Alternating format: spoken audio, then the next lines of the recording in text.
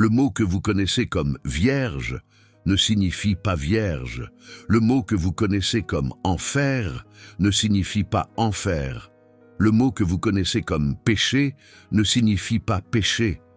Et l'Église le sait, depuis plus de 1000 ans. 7 mots ont été traduits de manière erronée dans la Bible. 7 mots qui ont complètement changé ce que vous croyez. Et aujourd'hui, vous allez découvrir lesquels. Spinoza. Il fut le premier philosophe à lire la Bible dans les langues originales et à comparer avec les traductions disponibles. En 1670, il publia ses découvertes et fut immédiatement excommunié. On a tenté de le tuer, on a brûlé ses livres. Tout cela parce qu'il avait l'audace de demander que disent réellement les textes originaux. La réponse qu'il a trouvée est perturbante. La Bible que vous lisez aujourd'hui n'est pas la même que celle qui a été écrite. Des mots ont été échangés, des significations ont été altérées, des concepts entiers ont été inventés par des traducteurs qui avaient des agendas politiques et théologiques, et ces altérations ne sont pas mineures. Elles ont changé la nature même du christianisme. Commençons par l'erreur la plus célèbre de toutes. Erreur numéro 1. Vierge, dans l'évangile de Matthieu, chapitre 1, verset 23. Vous lisez qu'une vierge concevra et donnera naissance à un fils. C'est la base de la doctrine de la virginité de Marie. Des millions de personnes croient que Marie n'a jamais eu de relations sexuelles. Des églises ont été construites en l'honneur de la Vierge Marie. Des prières sont adressées à la Vierge Marie. Toute une théologie a été développée autour de ce mot. Le problème, c'est que le mot original ne signifie pas vierge. Matthieu citait le prophète Isaïe, chapitre 7, verset 14. Dans le texte hébraïque original, le mot utilisé est alma. Alma signifie jeune femme, ne signifie pas vierge. Il existe un mot hébraïque spécifique pour vierge, Bétula. Isaïe n'a pas utilisé Bétula, il a utilisé alma, une jeune femme, pas une vierge. Spinoza a découvert cela en comparant les manuscrits.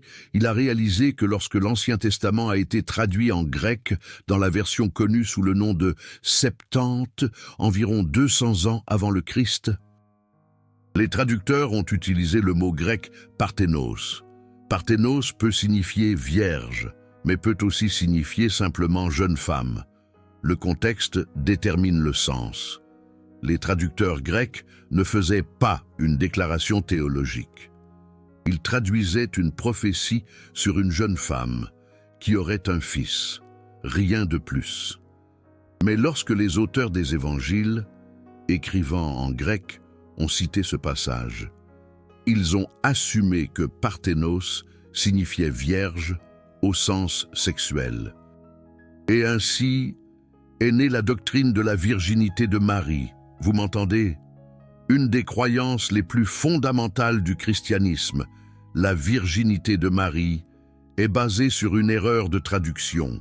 Le mot original hébraïque ne signifie pas vierge, il signifie jeune femme. Des millions de personnes adorent la Vierge Marie à cause d'un mot mal traduit. Spinoza était clair à ce sujet. Il a écrit que la virginité de Marie n'est pas une doctrine biblique. C'est une doctrine de traduction. Et l'Église le sait. Des érudits bibliques au sein de l'Église elle-même reconnaissent que « alma » ne signifie pas « vierge ». Mais ils continuent d'enseigner la doctrine parce qu'elle est devenue trop fondamentale pour être corrigée. Cela vous inquiète? Cela devrait, parce que ce n'est que la première erreur. Pensez aux implications. Si Marie n'était pas vierge au sens sexuel, toute la doctrine de la conception miraculeuse doit être repensée. Jésus peut toujours être né de manière spéciale, mais pas de la manière que vous avez apprise. La narrative change, le sens change, et l'Église a décidé que vous n'avez pas besoin de savoir cela. Pourquoi l'Église a-t-elle maintenu cette traduction, même en sachant qu'elle était fausse? La réponse est le pouvoir. Une mère vierge crée un fils divin. Un fils divin a besoin d'une église divine pour le représenter. Une mère jeune crée un fils humain. Un fils humain peut être suivi directement, sans intermédiaire. La virginité de Marie justifie l'autorité de l'Église. C'est pourquoi elle n'a jamais été corrigée. Erreur numéro 2. Enfer. Le mot « enfer » apparaît des dizaines de fois dans la Bible. Elle évoque des images de feu éternel, de tortures sans fin, de démons avec des cornes, d'âmes brûlant pour toujours. Des milliards de personnes vivent avec la peur de l'enfer. Des enfants sont traumatisés par des descriptions de l'enfer. Des conversions sont faites en utilisant la peur de l'enfer. Le problème, c'est que le mot « enfer » n'existe pas dans les textes originaux. Dans les textes hébraïques de l'Ancien Testament, le mot utilisé est « Sheol ». Sheol ne signifie pas enfer. Sheol signifie tombe, sépulture, le lieu des morts. C'était simplement le destin de tous après la mort, bon et mauvais également. Il n'y avait pas de feu, il n'y avait pas de torture, il n'y avait pas de distinction morale. Tout le monde allait au Sheol. Dans les textes grecs du Nouveau Testament, apparaissent 3 mots différents qui ont tous été traduits comme enfer, Hadès, Géhenne et Tartare. Chacun a une signification complètement différente. Hadès est l'équivalent grec de Sheol, le lieu des morts. Pas un lieu de torture. Géhenne est une référence à la vallée de Hinnom, un lieu réel près de Jérusalem, où, dans le passé, des enfants étaient sacrifiés au dieu Moloch. À l'époque de Jésus, cette vallée était utilisée comme dépôt d'ordures où le feu brûlait constamment. Jésus a utilisé la géhenne comme métaphore pour la destruction, pas pour la torture éternelle. Tartare apparaît une seule fois dans la 2e épître de Pierre et se réfère à un lieu mythologique grec où les titans ont été emprisonnés. Cela n'a rien à voir avec l'enfer chrétien. Spinoza a réalisé que les traducteurs ont pris ces 3 mots complètement différents et les ont tous traduits comme enfer, créant l'impression que la Bible parle constamment d'un lieu de torture éternelle. Mais les textes originaux ne disent pas cela. Ils parlent de tombes, de dépôts d'ordures, de prisons mythologiques. Des concepts complètement différents. La doctrine de l'enfer, telle que nous le connaissons aujourd'hui, a été développée graduellement au fil des siècles, bien après que les textes bibliques ont été écrits. Elle a été influencée par la mythologie grecque, par la divine comédie de Dante, et par le désir de l'Église de contrôler le comportement des gens à travers la peur. Spinoza a écrit que l'enfer est une invention humaine, pas une révélation divine. Et il avait raison. Les textes originaux ne soutiennent pas l'idée de torture éternelle. Cette idée a été construite par des traducteurs et des théologiens qui avaient intérêt à maintenir les gens dans la peur. Vous pouvez imaginer combien de personnes ont vécu dans l'agonie à cause de cette traduction. Combien d'enfants ont perdu le sommeil par peur du feu éternel? Combien d'adultes ont pris des décisions basées sur la terreur? De quelque chose qui n'a jamais existé dans les textes originaux, l'enfer tel que vous le connaissez est un outil de contrôle, pas une vérité spirituelle. Et le plus perturbateur, l'Église le sait. Les érudits bibliques de l'Église savent que Sheol signifie tombe. Ils savent que la géhenne était un dépôt d'ordures.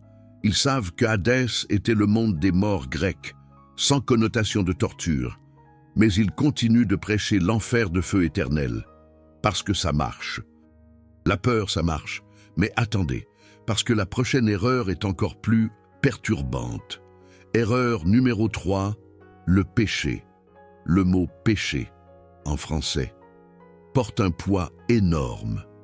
Il suggère une transgression morale, une offense à Dieu, une tache sur l'âme. Le concept de péché est central au sein de l'Église. Tous sont pécheurs, tous ont besoin de salut. Tous naissent avec le péché originel, une histoire qu'on nous ressasse depuis des siècles. Le problème, c'est que le mot original « en » signifie « pas ça », pas du tout. Dans l'Ancien Testament hébraïque, le mot le plus couramment traduit par péché est « chata », Chata signifie littéralement « manquer la cible ». C'était un terme utilisé à l'archerie pour décrire une flèche qui n'a pas atteint le centre de la cible. Il ne portait aucune connotation morale lourde. Simplement, cela signifiait que vous avez essayé et que vous avez échoué. Vous avez manqué. Il faut réessayer. C'est tout. Dans le Nouveau Testament grec, le mot est amartia. Amartia signifie aussi manquer la cible. C'était utilisé dans la tragédie grecque pour décrire l'erreur fatale du héros. Ce n'était pas une transgression morale délibérée. C'était une erreur de jugement, une faille humaine compréhensible. Spinoza, ce grand Spinoza, a perçu que les traducteurs avaient transformé manquer la cible en transgression morale. Ce qui était une métaphore sur l'imperfection humaine est devenu une accusation d'offense à Dieu. Ce qui était naturel et compréhensible est devenu honteux et condamnable. Une vraie manipulation. Cette modification de signification a eu des conséquences énormes. Si péché signifie seulement manquer la cible, alors nous manquons tous la cible et nous devons continuer d'essayer. C'est une vision compassionnelle de la condition humaine. Mais si péché signifie une offense à Dieu qui requiert une punition, alors nous sommes tous coupables et nous avons besoin d'un sauveur. C'est une vision qui crée une dépendance à l'Église, un système de pouvoir. L'Église avait besoin que les gens se sentent coupables. Des gens coupables cherchent le pardon. Et qui peut donner le pardon? L'Église. La transformation de manquer la cible en péché a été une manœuvre de pouvoir, et non une traduction honnête. C'est l'arnaque du siècle. Vous vous souvenez quand je disais que Spinoza a été excommunié pour avoir révélé ces choses. Maintenant, vous comprenez pourquoi. Il menaçait le fondement du pouvoir de l'Église, la culpabilité. Pensez-y un instant. Si péché signifie seulement manquer la cible, alors le rôle de la religion change complètement. Au lieu de vous condamner, elle devrait vous aider à mieux viser. Au lieu de vous faire sentir honteux, elle devrait vous donner des outils pour vous améliorer. Au lieu de créer une dépendance, elle devrait créer un empouvoir, un élan vers le haut. Mais l'Église ne voulait pas créer un empouvoir. L'Église voulait créer une dépendance. Des personnes autonomes pensent par elles-mêmes. Des personnes dépendantes obéissent. La traduction de chata comme péché a été une décision consciente de maintenir les gens dépendants. Erreur numéro 4, l'éternité.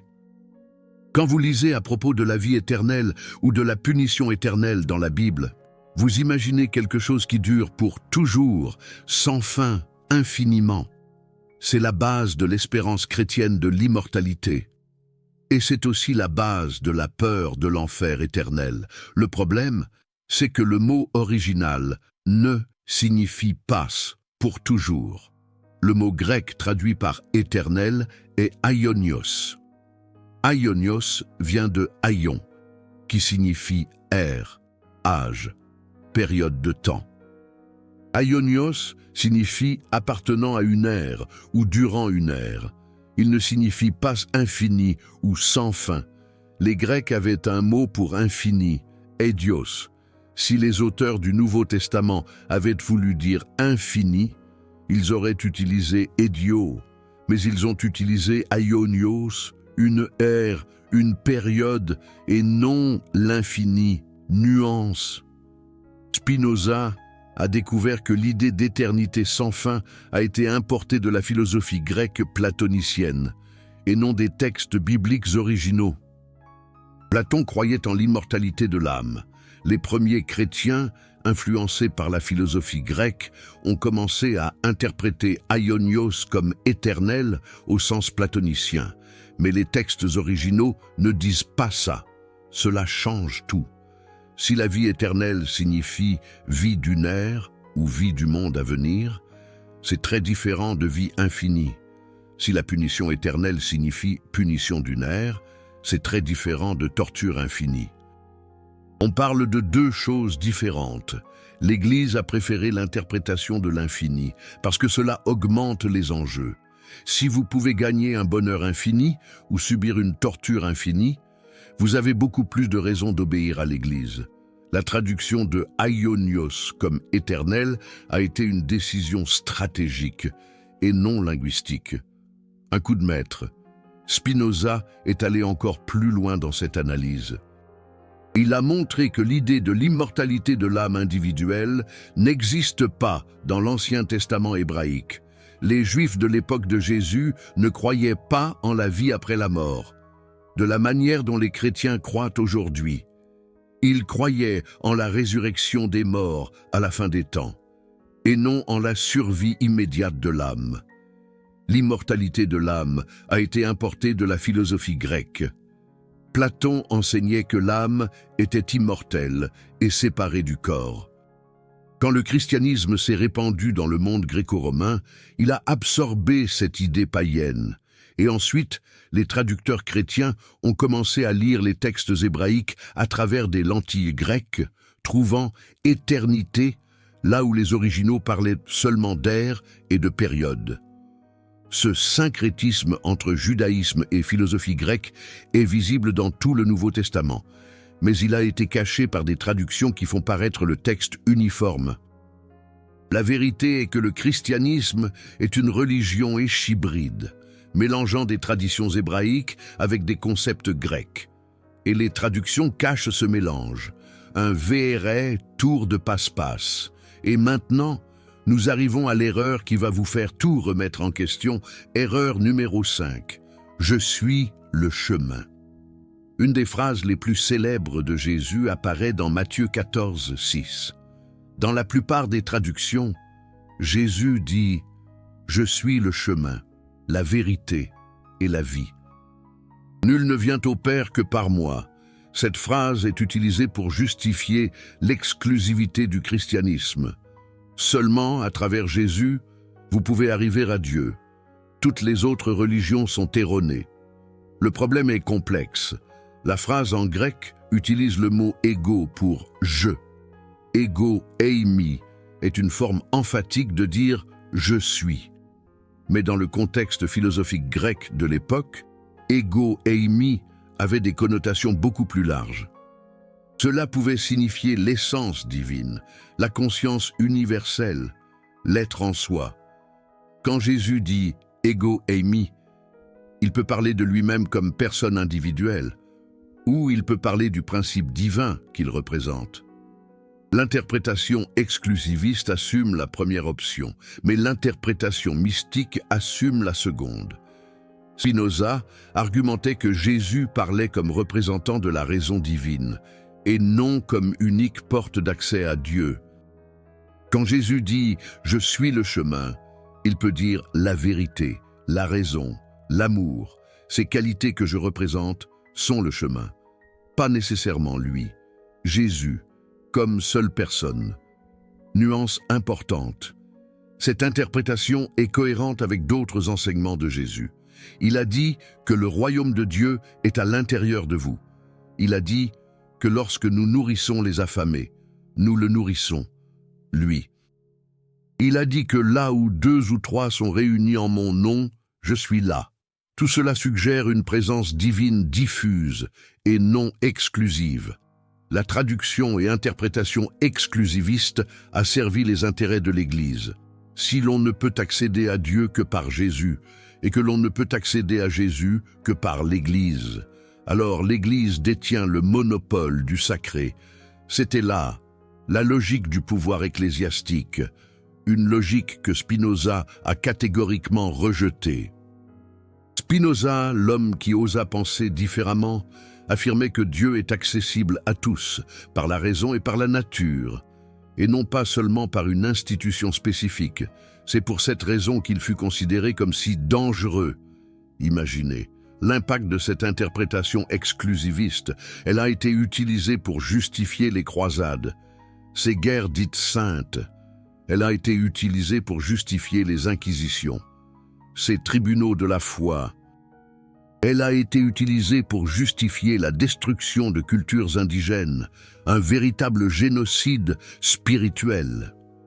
Si l'on ne peut être sauvé que par Jésus, alors convertir les autres n'est pas seulement un acte de charité, c'est un acte de salvation. Et s'ils résistent à la conversion, ils choisissent la damnation, la géhenne éternelle. Toute violence devient alors justifiable au nom de Dieu. Spinoza a vu ce schéma historique se répéter. Il a vu comment une traduction tendancieuse a été utilisée pour verser le sang. Il a vu comment une parole mal interprétée a justifié des siècles de violence religieuse. Et il a refusé d'accepter cette interprétation, avec toute son âme. L'alternative que Spinoza proposait était radicale et simple. Jésus représentait des principes universels d'amour, de vérité et de justice. Quiconque vit selon ces principes suit le chemin de Jésus, même s'il n'en a jamais entendu parler. Le chemin n'est pas une personne spécifique. Le chemin est une façon de vivre, une éthique, une pratique. Cette interprétation est beaucoup plus cohérente avec les autres enseignements de Jésus. Elle est beaucoup plus compatissante. Elle est beaucoup plus rationnelle, mais elle ne sert pas les intérêts de l'Église, qui préfère le dogme à la vérité. C'est pourquoi elle a été rejetée avec véhémence. Gardez cela à l'esprit. Car les deux prochaines erreurs vont tout connecter. Elles vont tisser le lien et révéler la vérité cachée. Erreur numéro 6. La foi. Le mot « foi » dans l'imaginaire commun évoque une croyance sans preuve, une acceptation de doctrine, une confiance aveugle en des autorités religieuses. Avoir la foi signifierait croire même sans voir. Questionner serait un manque de foi. Douter serait un péché. Le problème, c'est que le mot original ne signifie pas cela. Pas du tout. Le mot grec traduit par foi est pistis. Pistis signifie confiance, fidélité, loyauté. Il était utilisé dans le contexte de relations personnelles. Avoir pistis en quelqu'un signifiait faire confiance à cette personne, être loyal envers elle, maintenir des engagements envers elle. Pistis ne signifiait pas croire en des propositions abstraites, ne signifiait pas accepter des doctrines, ne signifiait pas déconnecter son cerveau. Cela signifiait faire confiance à une personne ou un principe et agir en accord avec cette confiance, une question de cohérence. Quand Jésus demandait la pistis, il ne demandait pas aux gens de croire en des dogmes. Il demandait aux gens de lui faire confiance et de vivre en accord avec ses enseignements. C'était une question de relation et d'action, pas de croyance intellectuelle, une question de cœur et de raison. Spinoza a perçu que l'Église a transformé la confiance en croyance. Cette transformation a été cruciale pour le pouvoir ecclésiastique. Si la foi signifie faire confiance et agir, n'importe qui peut le faire directement. Mais si la foi signifie croire en des doctrines complexes, vous avez besoin d'experts pour vous dire en quoi croire. Vous avez besoin de l'Église et de ses prêtres. La foi comme croyance crée la dépendance. La foi comme confiance crée l'autonomie. L'Église a choisi la traduction qui crée la dépendance, car c'est ainsi qu'elle maintient son pouvoir. Spinoza était un homme d'une foi profonde, mais pas dans le sens que l'Église définit. Il faisait confiance à la raison. Il était loyal envers la vérité. Il maintenait des engagements envers l'investigation honnête. C'est cela. Pistis, dans le sens original. C'est la foi que Jésus demandait. L'Église a transformé la foi en un outil de contrôle mental. Si la foi signifie croire sans questionner, alors l'Église peut enseigner n'importe quoi et exiger l'obéissance. Si la foi signifie faire confiance et agir, alors chaque personne a l'autonomie de décider en quoi faire confiance et comment agir. La première définition sert l'Église, la seconde sert la personne. Vous voyez le schéma ?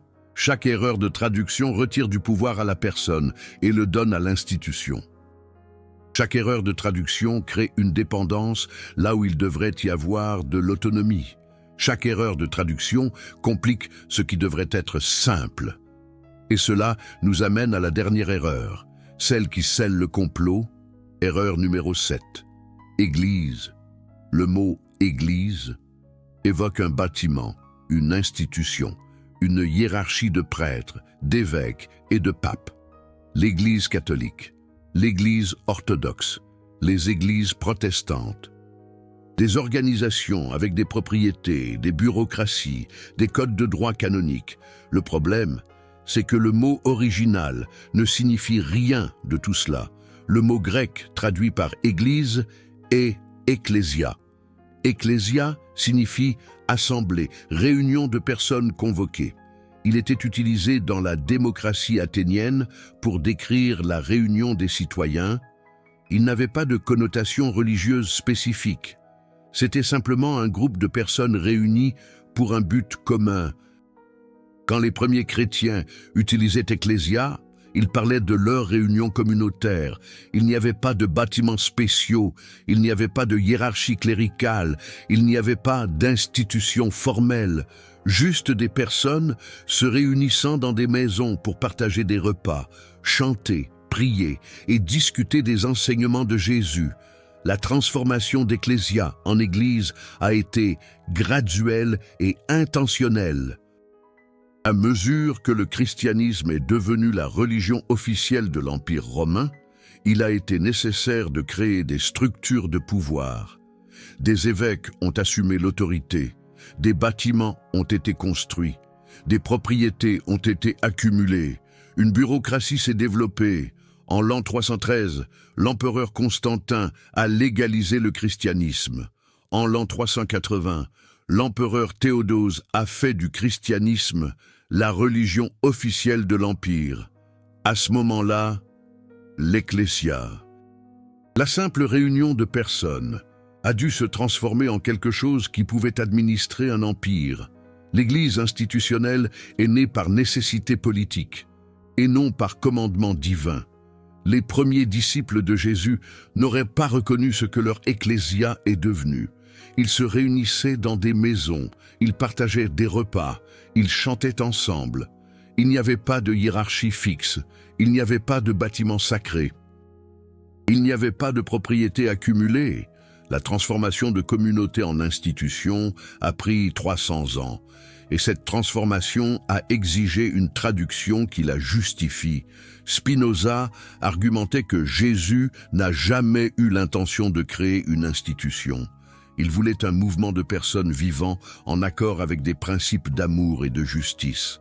L'Église comme institution a été une invention postérieure qui aurait horrifié Jésus. C'est peut-être la découverte la plus radicale de Spinoza. L'Église elle-même est une erreur de traduction, ou plutôt, l'Église elle-même est construite sur des erreurs de traduction qui justifient son existence et son pouvoir. Un château de cartes bâti sur du sable. Maintenant, connectons tout cela. Vous venez de découvrir 7 erreurs de traduction qui ont changé le christianisme. Vierge au lieu de jeune femme, enfer au lieu de tombe, péché au lieu de manquer la cible. Éternel au lieu de durant une ère, chemin exclusif au lieu de principe universel, foi comme croyance au lieu de confiance, Église comme institution au lieu d'assemblée. Chacune de ces erreurs n'était pas un accident, chacune servait un but, chacune a augmenté le pouvoir de l'institution religieuse sur les personnes communes. Pensez au schéma. Vierge crée une naissance miraculeuse qui exige une explication théologique. L'enfer crée la peur, qui exige un salut. Le péché crée la culpabilité, qui exige le pardon. L'Éternel augmente les enjeux infiniment. Le chemin exclusif élimine toute alternative. La foi comme croyance exige des spécialistes. L'Église comme institution centralise le pouvoir. Aucun de ces concepts n'était présent dans les textes originaux, de la manière dont vous les connaissez. Ils ont tous été construits à travers des traductions partiales et des interprétations intéressées. Et l'Église le sait. Des érudits bibliques au sein de l'Église elle-même reconnaissent ces problèmes de traduction. Il existe des articles académiques, des livres, des conférences, tous discutant de ces questions. Mais cette connaissance reste restreinte aux spécialistes. Les fidèles, lors des messes, n'entendent jamais dire qu'Alma signifie « jeune femme ». Les fidèles n'entendent jamais dire que le Sheol signifie « tombe ». Les fidèles n'entendent jamais dire que Amartia signifie « manquer la cible ». Pourquoi cette connaissance est-elle restreinte? Parce que si les gens savaient, le pouvoir de l'Église diminuerait. Si les gens découvraient que l'enfer a été inventé, ils auraient moins peur. S'ils découvraient que péché signifie simplement manquer la cible, ils se sentiraient moins coupables.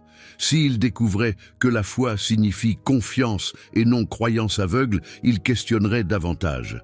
Spinoza l'a parfaitement compris. Il a écrit que l'ignorance des masses est le fondement du pouvoir religieux. Gardez les gens ignorants de ce que les textes disent réellement. Et vous pouvez leur faire croire n'importe quoi. Révélez ce que les textes disent réellement, et le château de cartes s'effondre. Et c'est exactement ce que je fais maintenant. Révéler. Mais je dois vous dire encore une chose avant de continuer. Ces 7 erreurs ne sont pas les seules. Il en existe des dizaines. Peut-être des centaines d'autres. J'ai choisi ces 7-là parce qu'elles sont les plus conséquentes. Ce sont celles qui ont changé des doctrines centrales. Ce sont celles qui affectent la vie de milliards de personnes aujourd'hui encore. Il y a des erreurs dans les noms propres. Yeshua est devenu Jésus, Myriam est devenue Marie, Yaakov est devenu Jacques. Les noms originaux étaient hébraïques. Les versions que vous connaissez sont passées par le grec et le latin. Perdant leurs connexions originales, il y a des erreurs dans les concepts théologiques. Le mot « esprit » en hébreu est « ruach », qui signifie « souffle » ou « vent ». Il n'y avait aucune connotation d'entité séparée. La Trinité a été construite partiellement sur des traductions qui ont séparé ce qui, à l'origine, était uni. Il y a des erreurs dans les impératifs moraux. La phrase « tu ne tueras point » utilise un mot hébraïque spécifique, « ratsach », qui se réfère à un assassinat illégal et non à toute forme de tuer. C'est pourquoi les mêmes textes qui disent « tu ne tueras point » ordonnent également des guerres et des exécutions. Ce n'est pas une contradiction dans l'original. C'est une contradiction dans la traduction. Spinoza a documenté beaucoup de ces erreurs. Il a passé des années à étudier les manuscrits. Il a appris l'hébreu, le grec et le latin à un niveau d'expert. Il a comparé différentes versions des mêmes textes. Et il a conclu que la Bible que les gens lisaient n'était pas la Bible qui avait été écrite. Cela ne signifie pas que la Bible n'a aucune valeur. Spinoza n'était pas athée. Il croyait en Dieu, mais il croyait que Dieu se révèle à travers la nature et la raison, et non à travers des textes corrompus par des traducteurs intéressés. La Bible originale, les enseignements originaux de Jésus, la sagesse originale des prophètes, tout cela a de la valeur. Mais pour accéder à cette valeur, vous devez aller au-delà des traductions. Vous devez questionner ce qu'on vous a enseigné. Vous devez rechercher les significations originales. Et c'est exactement ce que l'Église ne veut pas que vous fassiez. L'Église veut que vous acceptiez la traduction officielle. L'Église veut que vous fassiez confiance à ses spécialistes. L'Église veut que vous ne demandiez pas trop de choses. Parce que demander mène à découvrir, et découvrir mène à questionner. Et questionner mène à l'indépendance. Spinoza a choisi l'indépendance. Il a choisi de demander, il a choisi de découvrir. Et il en a payé le prix. Excommunié, menacé, ses livres brûlés, son nom maudit. Mais ses idées ont survécu. Et aujourd'hui, 400 ans plus tard, vous entendez ses idées, vous découvrez ce qu'il a découvert. Vous avez la chance de faire le même choix qu'il a fait. Vous pouvez continuer à accepter les traductions officielles. Vous pouvez continuer à faire confiance aveuglément aux institutions. Vous pouvez continuer sans demander où vous pouvez commencer à questionner. Vous pouvez commencer à rechercher. Vous pouvez commencer à chercher les significations originales. Vous pouvez commencer à penser par vous-même. Le choix vous appartient. Mais maintenant, vous ne pouvez plus dire que vous ne saviez pas. Maintenant, vous savez que Vierge était jeune femme, que enfer était tombe, que péché était manquer la cible, que éternel était durant une ère, que le chemin exclusif peut être un principe universel, que la foi était la confiance, que l'Église était assemblée. Maintenant, vous savez, vous venez de découvrir des vérités que Spinoza a découvertes au XVIIe siècle, des vérités qui lui ont tout coûté, des vérités que l'Église a cachées pendant des siècles, parce qu'elle défie son pouvoir sur vous. Chaque vidéo comme celle-ci exige de plonger dans des manuscrits anciens, de comparer des traductions, de comprendre des langues mortes. Le Super Thanks juste en bas n'est pas seulement un soutien financier, c'est vous qui dites « Je choisis de savoir, je choisis de questionner, je choisis la vérité plutôt que le confort ».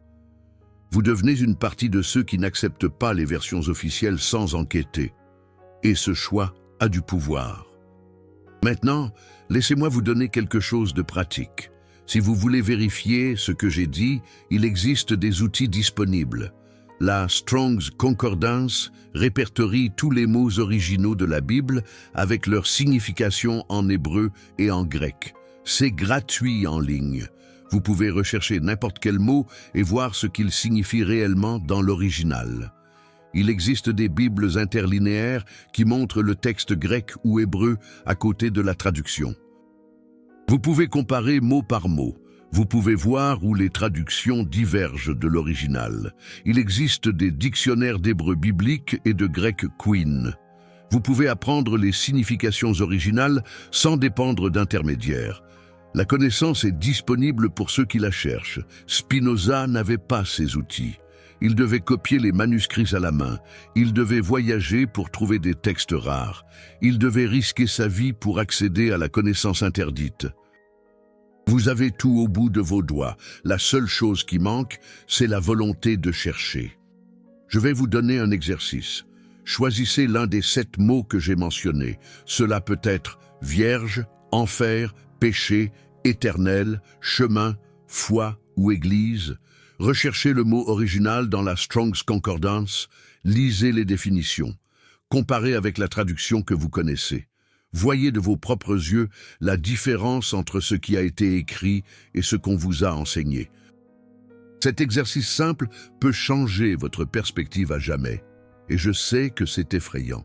Découvrir que quelque chose de fondamental dans votre formation était faux est perturbant. Cela peut vous faire tout questionner. Cela peut vous faire perdre la foi. Mais Spinoza dirait que perdre la foi en des mensonges, c'est gagner la foi en des vérités. Perdre confiance dans les institutions corrompues et gagner confiance en sa propre capacité de penser. Et perdre confiance dans les traductions biaisées et gagner confiance dans la recherche honnête du sens original. La véritable spiritualité ne dépend pas d'erreurs de traduction. La véritable sagesse ne dépend pas de concepts déformés. La véritable connexion avec le divin n'a pas besoin d'intermédiaires qui manipulent les textes. Jésus, le Jésus historique, serait probablement horrifié de ce qu'ils ont fait de ses enseignements. Il parlait en araméen à des gens simples. Il utilisait des paraboles que n'importe qui pouvait comprendre. Il critiquait les scribes et les pharisiens pour compliquer la religion avec des interprétations recherchées. Et qu'a fait l'Église catholique? Exactement ce que Jésus critiquait. Elle a pris des enseignements simples et les a enterrés sous des couches de traductions biaisées, d'interprétations intéressées, de doctrines inventées. Elle a transformé la liberté en prison. Elle a transformé la clarté en mystère. Elle a transformé la simplicité en une complexité que seuls des spécialistes peuvent déchiffrer. Spinoza voulait inverser cela. Spinoza voulait rendre l'accès direct au texte. Spinoza voulait que les gens pensent par eux-mêmes. Spinoza voulait libérer la spiritualité des griffes de l'institution, et c'est ce que j'essaie de faire aussi. Vous donner les outils pour penser par vous-même, révéler les erreurs qui ont été cachées, vous rendre la capacité de juger par vous-même. Comme disait Voltaire, oser penser par soi-même, c'est oser être libre. Ce que vous faites de cela est votre choix. Vous pouvez ignorer tout ce que j'ai dit. Vous pouvez continuer comme avant. Vous pouvez fermer cette vidéo et ne plus jamais y penser. Beaucoup de gens font cela. C'est plus confortable. Ou vous pouvez laisser cela vous transformer. Vous pouvez commencer à questionner. Vous pouvez commencer à rechercher. Vous pouvez commencer la quête que Spinoza a commencée il y a 400 ans. C'est plus difficile, mais c'est plus honnête. La vérité n'est pas toujours confortable, mais la vérité est toujours préférable au mensonge. Spinoza a vécu selon ce principe. Spinoza a choisi la vérité, même quand cela a tout coûté. Spinoza a choisi la liberté intellectuelle, même quand cela a entraîné l'exil, comme l'a vécu Albert Camus. Vous n'avez pas besoin de faire des choix aussi extrêmes. Vous pouvez questionner en silence, vous pouvez rechercher en privé, vous pouvez transformer votre compréhension sans l'annoncer au monde. Mais d'une manière ou d'une autre, j'espère que vous commencerez, j'espère que vous prendrez un de ces 7 mots et que vous ferez des recherches par vous-même. J'espère que vous découvrirez ce que Spinoza a découvert. J'espère que vous sentirez la libération de comprendre au-delà des traductions officielles, parce que cette libération est le meilleur cadeau que je puisse vous faire. Maintenant, dites-moi dans les commentaires, quel est celui de ces 7 erreurs qui vous a le plus choqué? Team mots originaux ou Team traduction officielle, vous vous méfiez déjà d'une de ces traductions? Commentez en bas. Je réponds à tout le monde dans les premières heures. Et si vous connaissez quelqu'un qui a besoin d'entendre ça, partagez. La connaissance cachée ne se répand que lorsque des personnes courageuses la partagent. À la prochaine. Et rappelez-vous ce que Spinoza a dit. La vérité est sa propre évidence. Elle illumine elle-même et illumine la fausseté. Cherchez la vérité et elle vous libérera, pas des mensonges bien intentionnés, mais des vérités inconfortables. C'est la véritable libération que Spinoza a trouvée. Et maintenant, vous pouvez la trouver aussi.